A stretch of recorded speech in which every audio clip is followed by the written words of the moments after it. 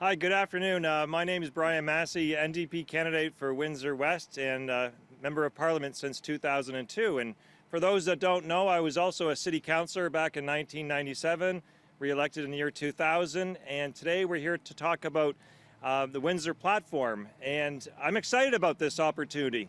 As a former city councillor and also as a Member of Parliament working on infrastructure projects like the bridge and other positive initiatives for the City of Windsor, we've done quite well with the relationships and also, most importantly, understanding the needs of the City of Windsor residents. So when I saw the 5 platform commitments and suggestions from the City and the Mayor, I was pretty excited because they fit in line with many of the things that we've been working on, but they're also incredible opportunities for us to be ready when Parliament resumes. And I really mean that in the sincerest way, because we've seen in the past when we have an election, there's just no time to waste once that's done. So we have to get up and running really quick. And so I want to thank Mayor Dilkens, who I'm introducing right now, for putting this challenge forward. It represents a lot of what the city residents have been saying on the doorsteps, everything from flood mitigation, everything from the auto sector and the jobs that we need to protect, and as well, of course, something I'm very partial to is Ojibwe shores and the future for climate change improvements, and most importantly, protecting our environment and providing new opportunities for young people. So with that, I want to say thank you very much and invite Mayor Dilkens to the podium here, and thanks again for this initiative.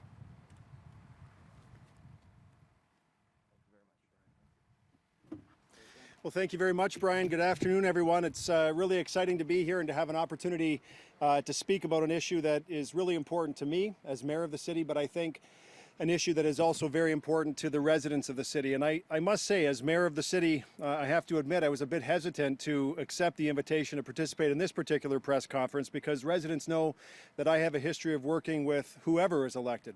Whether it be in Toronto or Ottawa, anyone who's elected I want to work with to advance the interests that are important to my hometown. And I certainly don't want to come here and appear to be favoring any particular candidate over another. But when I was told that this particular event was going to focus on my community's important infrastructure needs, I could not stay away. Windsor residents know that flooding is a major issue for this particular city. And folks here know about the 2 major floods, September 2016, again in August 2017, where over 6,500 basements flooded in this city, resulting in over $120 million in insurance claims and damages. But since that time, in the past 2 years, we've had 11 other flooding events which have collectively impacted over 1,500 homes in the city of Windsor. And at the height of this global pandemic, when our healthcare sector has been stretched thin for months, when it rains in Windsor, our hospital floods. In the City of Windsor, we have a plan, a $5 billion sewer master plan to resolve these issues. But everyone knows that no local government in Canada can fund this kind of capital renewal on their own on the backs of property taxpayers. Residents here and elsewhere understand that a system which took over 150 years to construct will take a little time to renew. 3 years ago, the City of Windsor was successful in our application in the first round of the Federal Disaster Mitigation and Adaptation Fund. In early 2019, a federal contribution of $32 million helped unlock $57 million in municipal funds to get started on some important sewer work and pump station upgrades, including investments right here at the St. Paul pump station behind me. But since that time, our community has been shut out. In May 2020 and again in November 2020, our second and third round applications for DMAF funding were rejected. And those rejections stung, especially because we were encouraged to apply. And then, this past July, over 700 homes flooded. So I'm here today to stand up for my community and all those homeowners who have been impacted by flooding these past few years, and encourage the next federal government to support the City of Windsor's sewer master plan. As a city, we are doing everything that is asked of us. We are managing our infrastructure, and we are ahead of the target to comply with provincial asset management regulations. But we need a federal partner that will invest in our critical underground infrastructure and help put an end to basement flooding in this city. As Mayor of Windsor, I am very pleased to see that my platform for Windsor has been endorsed by many candidates from across all major political parties. And when I published this list of priorities at the start of this campaign, it was meant to be a quick list of local policies that I hoped would get some attention. I never thought I would be standing at a microphone like this with one of the main party leaders seeking to earn your trust this election. And I know that my attendance here today is going to probably put a few noses at a joint. but I want to be here to accept Mr. Singh's endorsement for the platform for Windsor and encourage both Mr. Trudeau and Mr. O'Toole to do the same.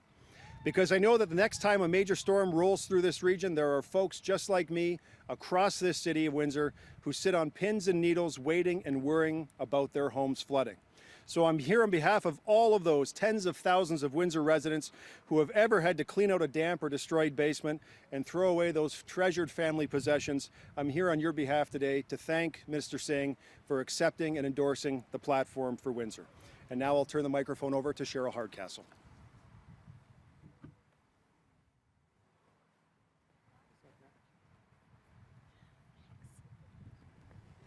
Thank you, Mayor Dilkens. I'm Cheryl Hardcastle, and I'm the NDP candidate for Windsor-Tecumseh.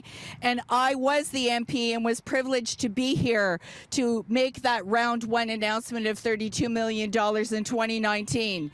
There's a lot of work that the city has put into their long-term plan, and they do need that federal partnership. So I can't wait to be back and make that announcement for round two.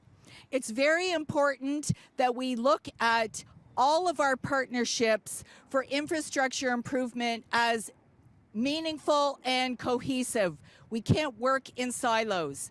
There's only one taxpayer, as the old saying goes, and those people are under an incredible amount of pressure when they're always stressing about, are they going to be flooded again? And these extreme weather events are happening more and more often. We have plans. Our communities have done their due diligence, like Mayor Dilkens has said. A lot has been invested in the expertise to have these projects shovel ready, so to speak. And it takes those federal partnerships that I'm here to stand up for and make sure that we actually have follow through. It's too important to each of us to just put them aside. What I do want to talk to you about right now is that I have the honor of introducing our leader of the New Democrats. And I love introducing Jagmeet and allowing him to speak because he speaks about, he uses words that creates a space for us to really envision what Canada is capable of. As the example we have here of these meaningful federal municipal partnerships. When he talks about that space and envisioning it for Canadians, it's very helpful, it's hopeful and optimistic. So that is what I'm really excited to pass on to you right now, because this is the NDP. This is what we stand for, and our actions in Parliament show that. And this is who leads us, Jagmeet Singh.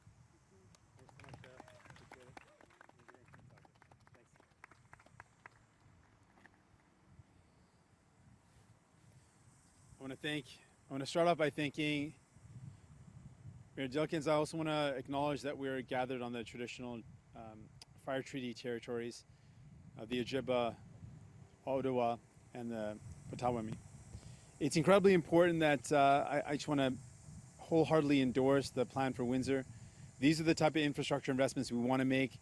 I want to acknowledge the courage of Mayor Dilkens to take an opportunity to put that out on the national platform and declare how important that is for a city. It's also my city. It's the city I grew up in. I spent a lot of time here as a child, a lot of good memories, and it's a special place in my heart. So I want to make sure we're doing everything we can to invest in the city. And one of the things that Mayor Dilkens really focused in on was the flood mitigation, the disaster mitigation. We know that the impacts of climate crisis are real, and we're seeing more and more extreme weather. With more and more extreme weather, we need to build resilient communities. And communities can't do that on their own. They need support and they need partners. I want to commit to being a federal partner to support the people of Windsor, to make sure you're not alone when it comes to making this community more resilient in the face of extreme weather. I know that flooding is a serious issue. Thousands of homes have already been impacted, and there's a real potential of this to happen again. The fact that our hospital here in Windsor floods every time it rains is also a serious concern. So we're absolutely committed to these infrastructure investments. We want to build communities that are able to withstand some of the ongoing extreme weather crises. We want to be proactive instead of reacting to the crisis. We want to get out in front of it. And these are the exact type of investments we want to make.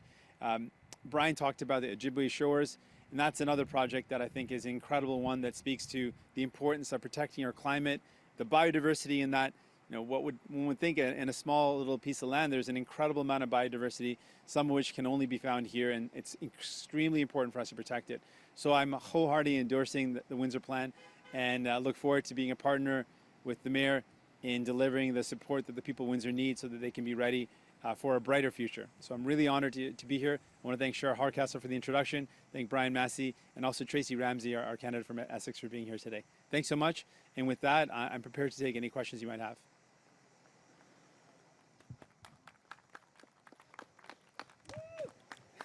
Jean-Sébastien Cloutier de Radio-Canada. Monsieur Singh, plus tôt aujourd'hui, la ministre Monsef, dans un compte-rendu sur l'Afghanistan, a employé l'expression « nos amis les talibans ». Quelle est votre réaction? Donc, ma position était claire. Je pense que c'est un organisme terroriste et il faut le nommer comme ça. Mais je ne veux pas jouer sur les mots de ministre Monsef. Ce que je veux dire, c'est le fait qu'on doit aider nos alliés. Je utilise le moment que j'ai de encore encourager le gouvernement de faire tout ce qu'on peut pour aider nos alliés. Et en fait, c'est une tragédie et plusieurs personnes ont soulevé le fait qu'ils ont mentionné, ils ont soulevé les problèmes et le fait que ça va être difficile d'évacuer nos alliés et le fait qu'on a dû commencer le travail plus tôt. Et c'est un problème parce que maintenant, on est dans une crise. Mais juste en sous-question, elle a dit que c'était en raison d'une référence culturelle. Vous-même êtes issu d'une minorité. Est-ce que vous comprenez son explication? Comme j'ai dit, je ne veux pas jouer des politiques sur les mots de ministre Monsef, mais je peux dire clairement ma position. C'est un organisme terroriste et on doit dénoncer les organismes terroristes comme ça. Et maintenant, plus important de ça, c'est d'aider nos alliés. On a des alliés qui ont mis leur vie en péril pour aider nos forces canadiennes et on doit les aider à ce moment. Ça, c'est ma priorité. Can we repeat in English, please? Sure. I don't want to score any political points off the language used by Minister Monsef. I want to reiterate right now, my position is very clear. Taliban is a terrorist group. They've done horrific things. And my focus is on making sure our allies are evacuated. And I'm deeply troubled that a number of veterans have raised more and more evidence that they put forward their concerns to the Canadian government. They raised those concerns that evacuating our allies would take more time, it would be difficult, and that the process should be streamlined and easy. And we're hearing more and more evidence that their calls for this to receive attention were not listened to. That to me is really troubling, and that responsibility lies on the feet of Justin Trudeau. But at this point, I really want to encourage the Canadian government to do everything possible to evacuate our allies. Next question, John Chidley-Hill from Canadian Press. Good afternoon, Mr. Singh. Good afternoon. We've heard honks of support this afternoon. I don't know if you caught it, though. This morning, someone shouted a racist remark at you from Riverside Drive. And when we were in Toronto Danforth last week, there are similar shouts being made off of the Danforth. I'm curious, how do those remarks affect you? You know, I don't focus on myself when it comes to those moments, but I do think about the rise of hate that a lot of people have to face with. And I think about kids growing up with a rise of anti-Asian hate. I think about one of my constituents who's from Chinese descent, and the fact she told me that her mom would go for evening walks, and she told her mom, don't go for those evening walks because of the rise in hate against people of Chinese descent particularly. I'm worried about people from the Muslim community who are worried because of the attacks on Muslims and the rise of hate. I'm worried about anti-Semitism. We've seen attacks on synagogues and attacking and targeting Jewish people. I'm worried about the rise of hate, and I want to do my part to tackle hate. A lot of this is radicalized from online misinformation, and we want to make sure we do everything we can to tackle online hate. I really just want to build a world where everyone's welcome for who they are. People are celebrated for who they are. And for me, you know, it's not about me, but it's about the people that are suffering right now around Canada because of the rise of hate, and what we need to do to be allies and stand with them. Are you concerned that these racist remarks that are made to you might discourage young racialized Canadians from participating in politics, whatever their ideology might be?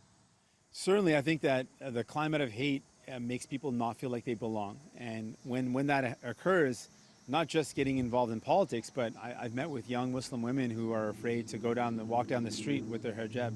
I mentioned a story of an Asian woman who was afraid for her mom to go for a walk in the evening. So not only does it discourage people from getting involved in public life, which we don't want to, we want to encourage people, we want more people to participate, but it also discourages and makes people afraid to participate in their civic life, just their day-to-day lives. And that to me is a big problem. So I'm committed to doing whatever we can to tackle that, to make sure people feel safe. And there's a lot that we can do to make that better. Next question, Annie Bergeron-Oliver from CTV News. Hi there, Mr. Singh. I just want to go back to the announcement from this morning because I'm still unclear exactly how an NDP government would reduce bills by about an average of $1,000. Are you intending to introduce legislation, essentially forcing the CRTC and the telecom companies to drastically reduce both cell phone and internet bills? Is that it? So there's a number of ways that we've outlined in our plan. One would just be to mandate a price cap. And I cited the United States and Australia as jurisdictions where they've done this. They've just mandated a price cap. You can't charge more than this. And what our mandate would be that the price of cell phone and internet services should not be more than the average for an OECD country. And right now we're far more than the average. So that would be one concrete measure. There's another additional piece of competition that we want to interject in our policy. We look at right now what's not allowed to happen in Canada is that if you're a competitor, you're not allowed to use the infrastructure that Bell or TELUS or Rogers already have in place. But in the States, low-cost competitors can come into the market and they are allowed to rent the infrastructure of existing larger telecom providers. And that change alone would allow for a massive new amounts of competition that would drive down the cost of internet and cell phone. So there's lots of things that we can do. Those are just a couple of them. But we absolutely are committed to doing it. And really, the big difference is Justin Trudeau talked about it, promised it 2 years ago. He promised he would lower the cost by $1,000. 2 years later, families are owed that $2,000 because he didn't deliver on that. And we're committing to take on big telecom, which are regulated federally. We have the power to make this more affordable, and it would help out a lot of people. So you're here today endorsing Mayor Dilkens' platform for Windsor. By my count, you've now been to 14 different cities, number of different mayors, obviously, in those cities. So why are you endorsing Windsor's plan? Is it because it's the only one that's been made available to you? Is it because you want to win seats here? You agree with it? And would you agree to similar plans if other mayors that you're going to go visit also propose them and ask for your support on that? Well, what's similar about Mayor Dilkens' plan is it's a lot of the similar asks that FCM, as the Federation of Canadian Municipalities, has put forward, and they're asks that we have long supported. So those are asks that we absolutely support, and we've already come out publicly saying that those are things that we need to see happen, and that the federal government needs to be a better partner with municipalities. That's been an underlying theme that a lot of municipalities are saying, we need a federal partner. There's a lot of big projects that we need to deliver, and we need to have a better relationship between the city and the federal government. So we've committed to that. With respect to Windsor specifically, you might say I've got a soft spot for Windsor because I grew up here, but that's not the only reason. It's a clear plan that aligns directly with our values, and we are proud to support it. Next question, Tom Perry from CBC News. Hi, Mr. Singh. Thanks again for taking our questions. Justin Trudeau has apparently put forward a proposal to raise the corporate tax rate on banks and insurance companies to help pay for his new housing plan. I'm wondering if that's an idea that you could get behind, what your reaction is. Well, it's interesting that Justin Trudeau is saying that now, when in the beginning few weeks of the pandemic, his first move was to effectively backstop the large banks of Canada, the big financial institutions, with $750 billion. It's a number, every time I say it, it is staggering, but that's what he did, and that was his priority. So I think Canadians have a hard time believing that he's actually going to do this, what he's announcing now, particularly when on top of the first piece, the second thing is we put forward a measure to make the ultra-rich pay their fair share, and he voted against that. So to me, it looks like he's been defending with evidence, the examples are there, that he's been defending the interests of the super rich. So I don't know how much Canadians can believe that he'll actually follow through on this, but we absolutely believe that we need to be looking at increasing corporate tax rates, particularly for the wealthiest corporations. It's a part of our plan as well. And the federal government and the government of Saskatchewan have been sparring over private medical care. The Liberals saying that with Saskatchewan using private MRIs, they could face a clawback of federal funding. Would an NDP government do that kind of clawback? And I guess, what do you think about the dispute right now between Ottawa and Regina? We're the party of healthcare, and we firmly and fundamentally believe that it should be public, it should be universal. All the same principles of the Canada Health Act are principles that we hold close and dearly. We want to make sure if you get sick, it should not be the amount of money that you have in your bank account, the salary that you earn, that determines the care that you get. We want everyone to get the best possible care possible, the best possible care. And to do that, we believe in investing in our public health care. I want to challenge Justin Trudeau. Well, on this, it looks like he's doing the right thing. We put out a clear call to say, shouldn't we get rid of profit in the long-term care system? And in that case, Justin Trudeau and the Conservatives voted in favor of private health care. We are fully opposed to that. We want to completely support a public healthcare system that is publicly funded and publicly delivered. That's what we believe in, and we have been consistent on that. Next question, we have Darren DeCarlo from CBC Windsor. Voters have been sending CBC Windsor their questions, and what topics we have heard most is about climate change. Voters here want to know, after extensive flooding in Windsor-Essex in recent years, what does the NDP propose to support communities where weather extremes are causing major damage and insurance costs are rising?